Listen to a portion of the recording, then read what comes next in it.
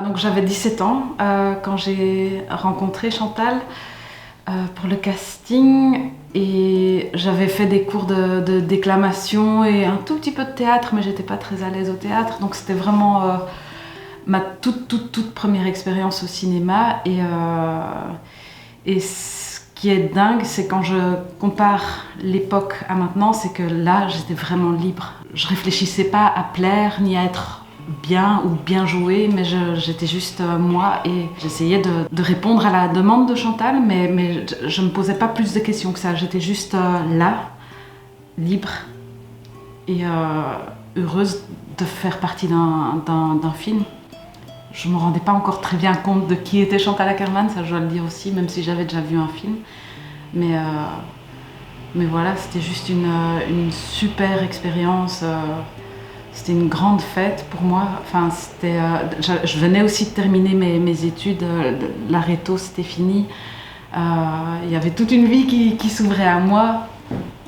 Après, tous les autres tournages qui ont suivi, c'était...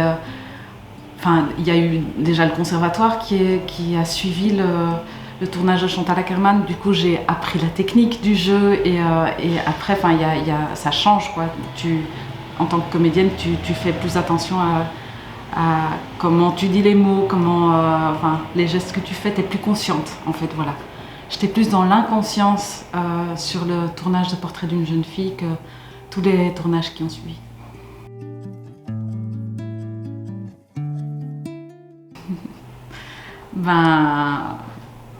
Oui, forcément. De toute façon, ce film-là a fait que j'ai décidé de tenter ma chance en tant que comédienne. J'étais au conservatoire après. Chantal Akerman m'a proposé un metteur en scène allemand qui venait mettre en scène Hall de nuit en néerlandais.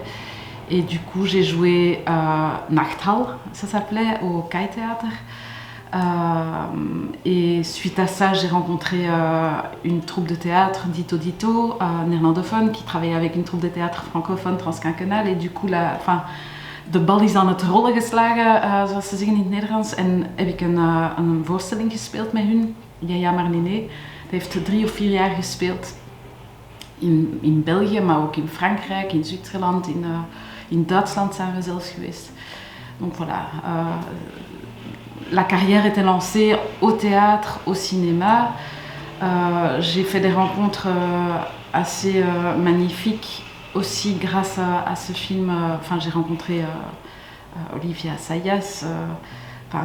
Il y a eu d'autres rencontres, les noms ne me viennent pas comme ça à l'esprit, mais voilà, du côté professionnel, ça m'a ouvert beaucoup de portes, bien évidemment. Puis sur le point personnel aussi, parce que j'ai rencontré mon compagnon de vie grâce à ce film.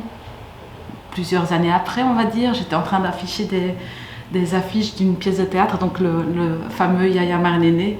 Et mon compagnon de vie, qui était à l'école de cinéma aussi au Ritz à ce moment-là, me voit afficher l'affiche du spectacle et il me reconnaît de Portrait d'une jeune fille qu'il avait vue à la télé et qu'il avait revue à la télé.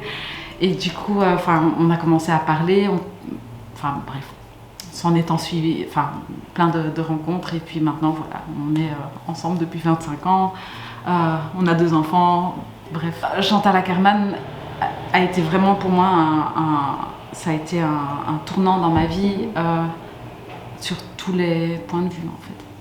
Avec Portrait d'une jeune fille, j'ai été reconnue plusieurs fois. J'étais en train de boire un verre à la place Flaget, il y a quelqu'un, mais je pense une américaine ou une anglophone qui est assise à côté de moi et qui me dit « mais vous êtes la comédienne de Chantal Akerman ». J'ai eu un mail via Facebook d'un japonais qui me reconnaît dans un autre film dans lequel je joue un rôle principal, un film assez récent qui s'appelle Rétrospect. Et qui me dit ah bonjour, je vous connais parce que vous étiez la comédienne de Portrait d'une jeune fille et je vous rencontre maintenant dans Rétrospect. J'ai été voir le film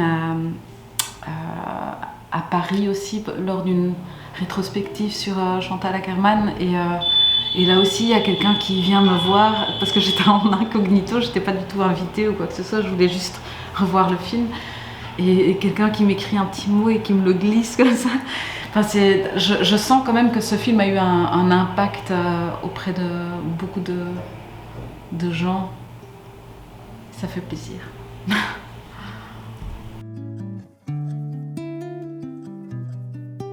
Sincèrement, je me suis jamais posé la question, en tout cas pas pendant le tournage. Mais après coup, je me rends bien compte que le t-shirt que je porte dans le film, c'était un t-shirt à Chantal. Enfin, elle l'a sorti de son armoire, elle m'a dit essaye un peu, je l'ai mis et elle me dit ça va être ça. Et pendant tout le film, je mets un t-shirt et il n'y en avait pas un deuxième, quoi. Donc c'était celui-là. Et pareil pour le pantalon, elle a pris dans son armoire, elle m'a fait essayer un truc. Celui-là, on l'a fait sur mesure, je pense. Maintenant, quand je le vois, le film, avec le recul, je me dis c'est quand même un sujet bien pesant, surtout avec ce qu'on sait par après. Mais j'avoue qu'au moment même, ça ne m'occupait pas. Voilà, j'étais... Enfin oui, même là aussi, j'étais libérée du fait d'incarner ma réalisatrice, qui avait, à mon avis d'ailleurs, l'âge que je dois avoir plus ou moins maintenant, lors du tournage. Même là aussi, je le regarde aussi avec d'autres yeux parce que je comprends mieux le film que quand je le jouais, je pense. Chantal, elle ne m'avait pas tout raconté. Elle m'avait donné le scénario, mais il y a certaines choses dont j'étais pas hyper consciente dans le jeu, et c'est bien, je pense. C'est ce qui me rend très innocente et très en train de chercher encore dans le film.